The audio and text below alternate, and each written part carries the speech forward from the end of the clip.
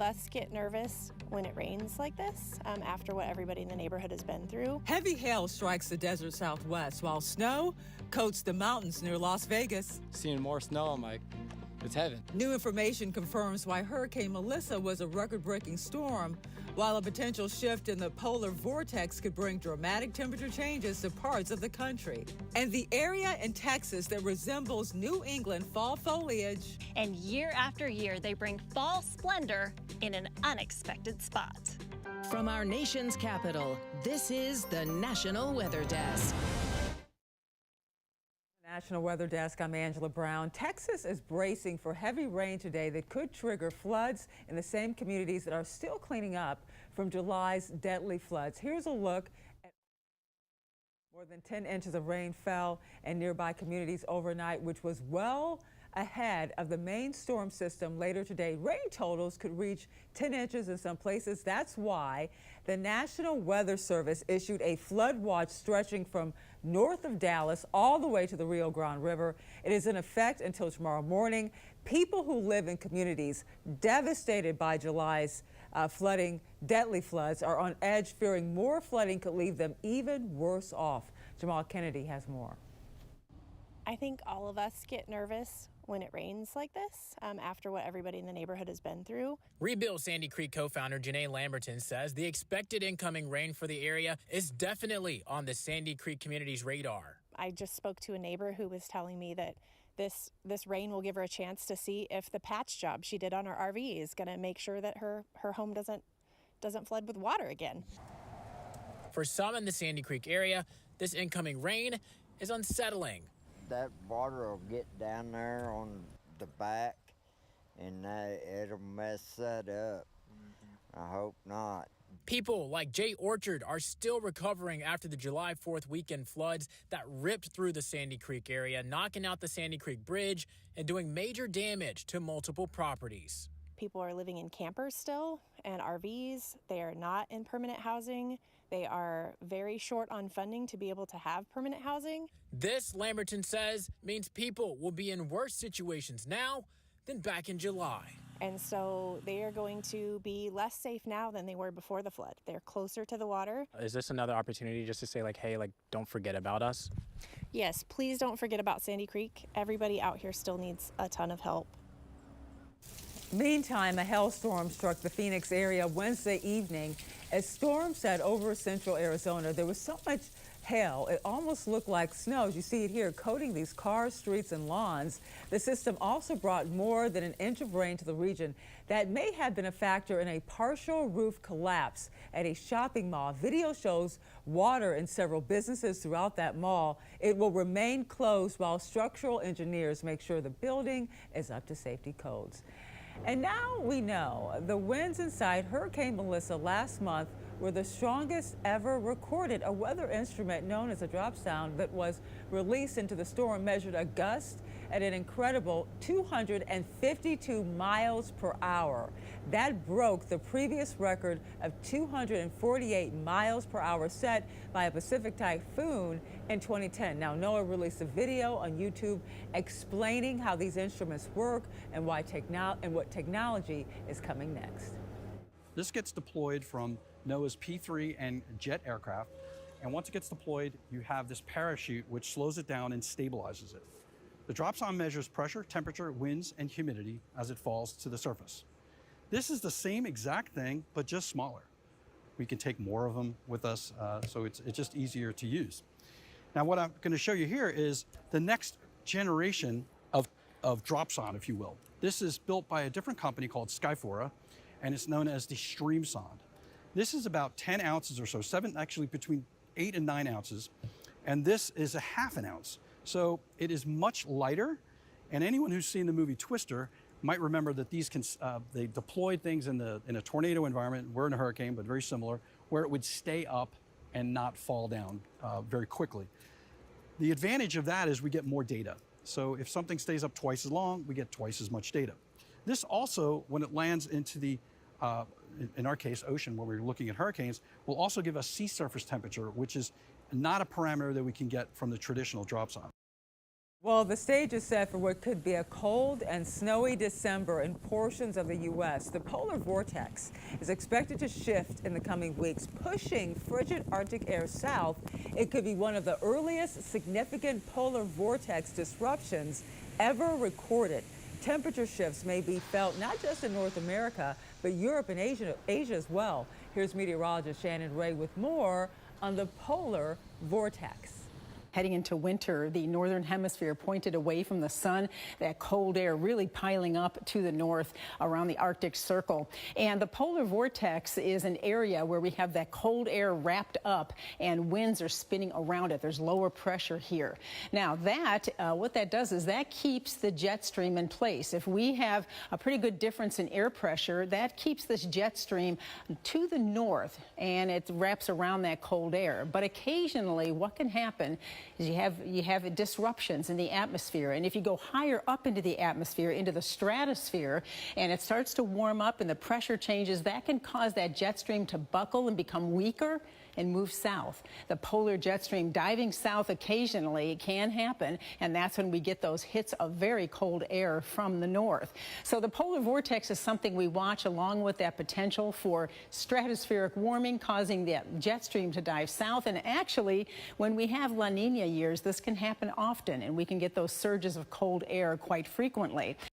Well, there has been a lot of talk on social media recently about the changing polar vortex and what it could mean for winter weather in the coming weeks. Meteorologist Andrew Buckmichael, who answers viewers' questions on Facebook, says we need to be cautious about online forecasts. What is up, everyone? Andrew Buckmichael back with your weather bucket questions, but we are out of questions, and that's fine. I answered all the fall and winter questions, but we've got some other stuff to talk about. I have seen so many posts on social media talking about a big snow that's coming about a week to 2 weeks out. Forecast models are going to change dramatically. So let's talk about what is a little bit more responsible to do. When we do the forecast here, we like to give you the information to prepare and not scare you. Basically, when we're looking at 6 to 8 days out, we're looking at scenarios. Is it possible? If it's starting to look a little bit more possible as it gets closer, 4 to 5 days out, we're starting to slowly fine tune the forecast, a little bit more detail. It's looking more likely. And then once you're about 2 to 3 days out, what should we do and how should we plan to prepare for it as it moves through? And that's when we start really talking about the snowfall totals, because it's really not until a couple of days out that you get a good handle on that. The late Jim Ganal had a great rule of thumb. Basically, when storms would come across the Rockies, they could shift path about 1 to 2 days out. Think of it kind of like throwing a tennis ball over top of the house. You don't know where it's going to land until it starts to drop. So basically, you got to wait until that storm system gets closer, because more than likely it will adjust its track a little bit. So the snowfall totals you see a week, 2 weeks out, those are doing you no good. Basically, the forecast is going to be changing. So make sure to stay tuned to your local forecast as we get closer to these winter storm systems as they move in. The Las Vegas area was soaked by record rainfall, but in the nearby mountains, the story was the snow. And good news for those looking forward to the upcoming ski season. Fidel Marino Meza has more. Seeing more snow, I'm like, it's heaven. But right now, all we got this, it's winter wonderland, man. It's winter. We just wanted a family day to unwind, enjoy the weather, take the kids out to the snow for the first time. And a winter wonderland isn't an exaggeration. Snow-covered trees, snowmen, sledding, all on full display when we visited Wednesday. We spoke with more folks taking advantage of the early snow. We're up here just, before the season. All this snow. We got our snowboards, and we can't wait. It's a little cold, but I mean, when you have a day off of work, why not go be outside and do something? Lee Canyon has seen 25 inches of snow over the last 4 days. Great news as the resort prepares for opening day on Friday. The team has been prepped and already ready to go, so it's just final touches, putting a little bit of lipstick on things and getting ready for the day. We do not open with bad snow up here. 10 years ago today, an intense 2-day winter storm started in Chicago. When it was over, nearly a foot of snow was on the ground, making it the biggest November snowstorm in the Windy City since 1895. And coming up on the National Weather Desk, we'll hear about the deadly disease infecting horses in Texas, and we'll show you what U.S. towns will soon see the sun disappear until next spring.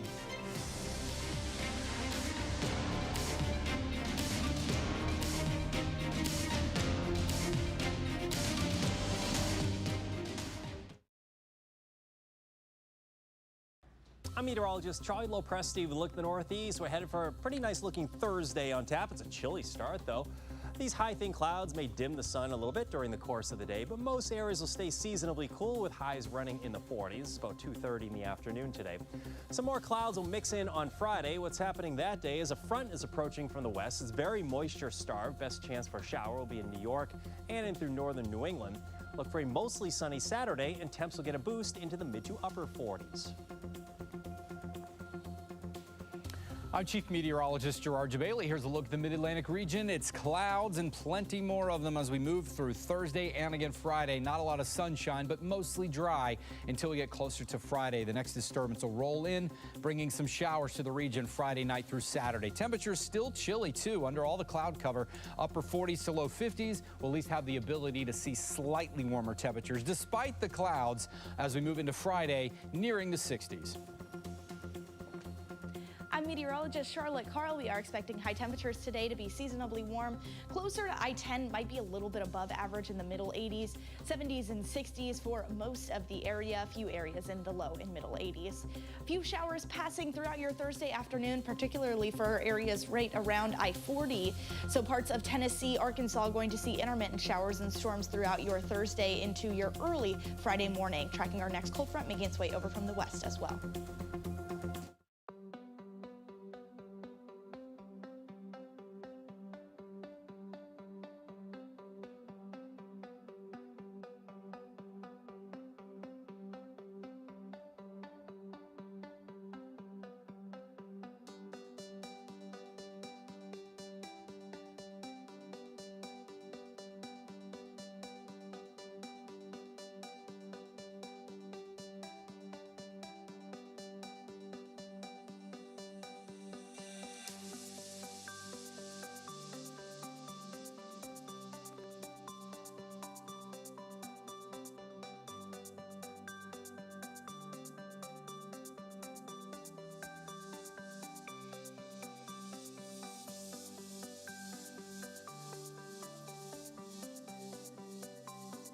You are watching the National Weather Desk.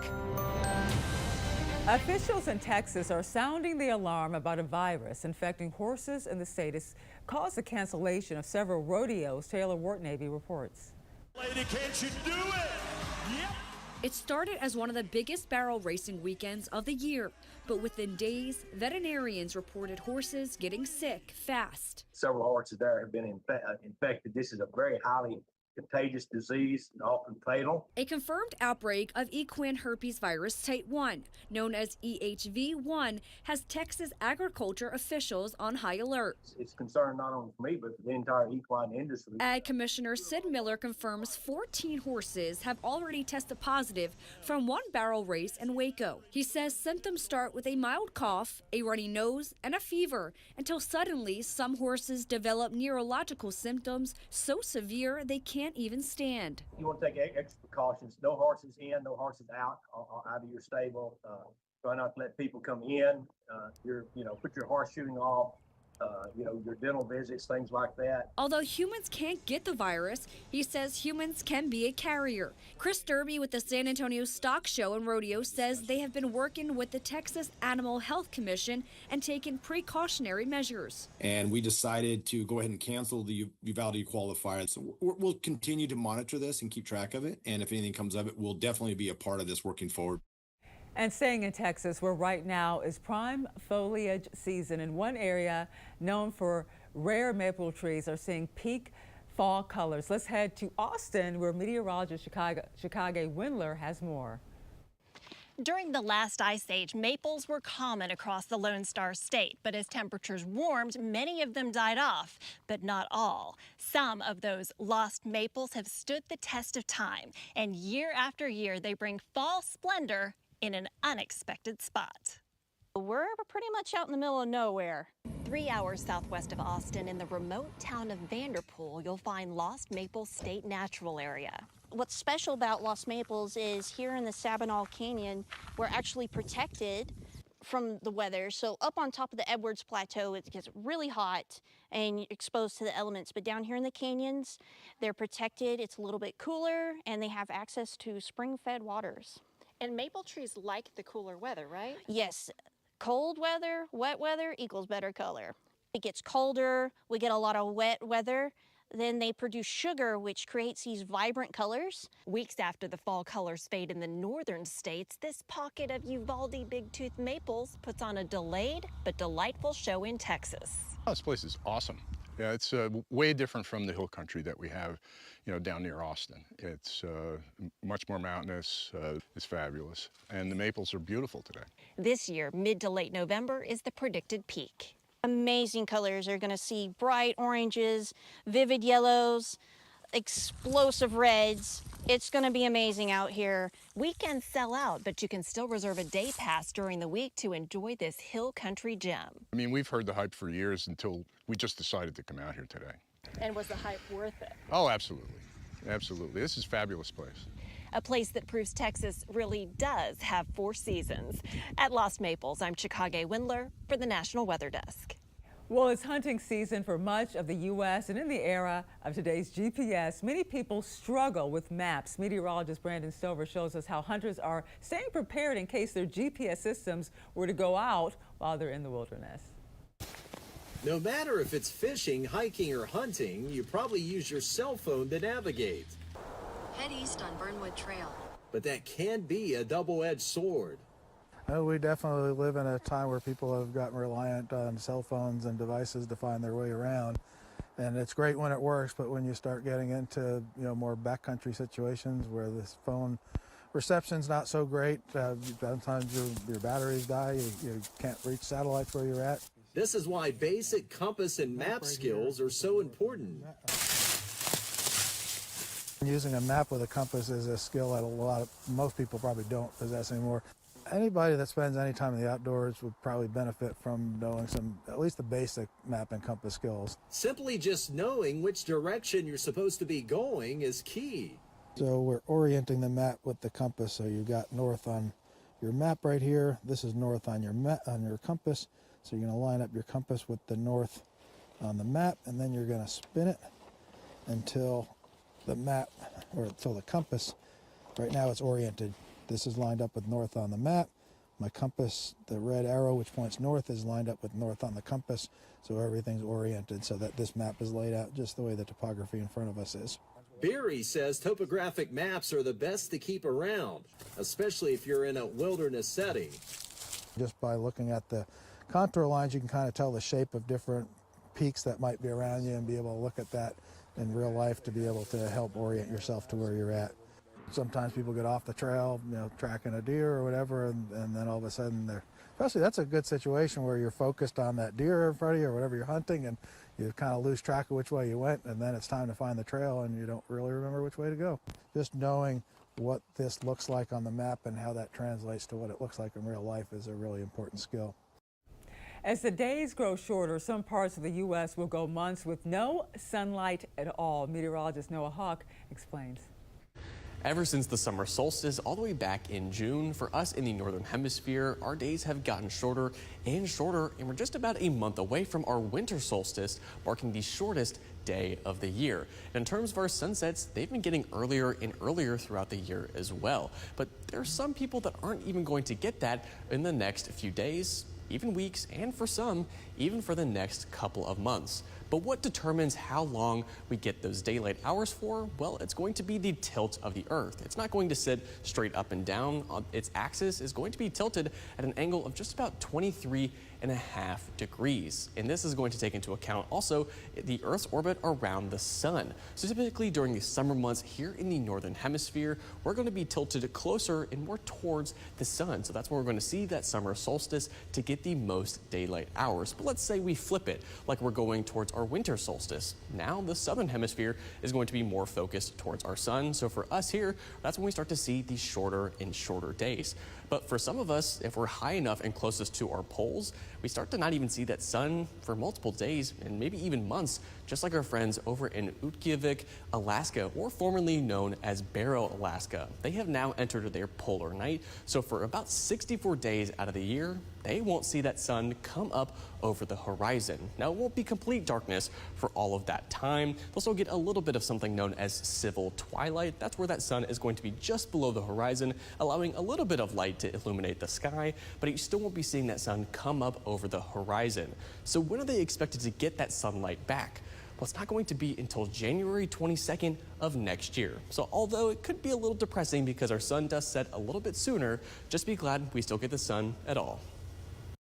And time now for a short break, but first we take to the skies over Lake Roland in Baltimore, Maryland.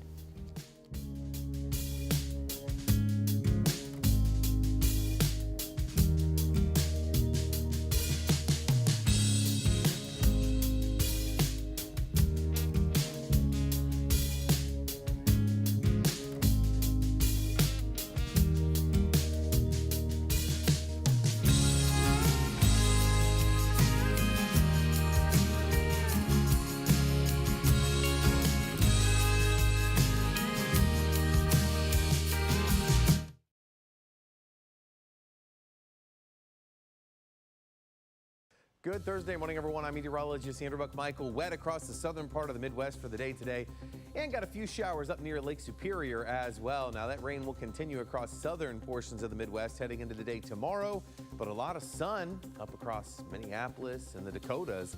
By the time that we get to your Saturday, that rain's kicking its way out of here early in the morning. Then we're looking at a pretty dry Saturday with cool temps. Good morning, I'm meteorologist Alex Garcia. Here's a look at your regional weather. We're looking at 50s on up to the north with some rain scattered all the way down through San Antonio down to Corpus. Pretty warm and humid as you get down toward Brownsville. A cold front will be approaching out from the west. That'll fire up a line of training storms that'll pass through central Texas and back on up into northeast Texas during the day. Temperatures will be rain cool for some, mild for others. I'm meteorologist Alex Garcia. That's a look at your regional weather. Well, hi there and a good Thursday morning to you. I'm meteorologist Shannon O'Donnell. Boy, a week from today, we will be celebrating Thanksgiving. Meanwhile, on the West Coast, things are pretty quiet up in the PNW, 45 after the morning fog in Spokane and upper 40s out of Boise. We do have a big disturbance all stretched out and moving down the West Coast for some passing rain in San Francisco and Los Angeles, translating into some more mountain snow up over the Sierra and the Rockies today. And that's the scene from here.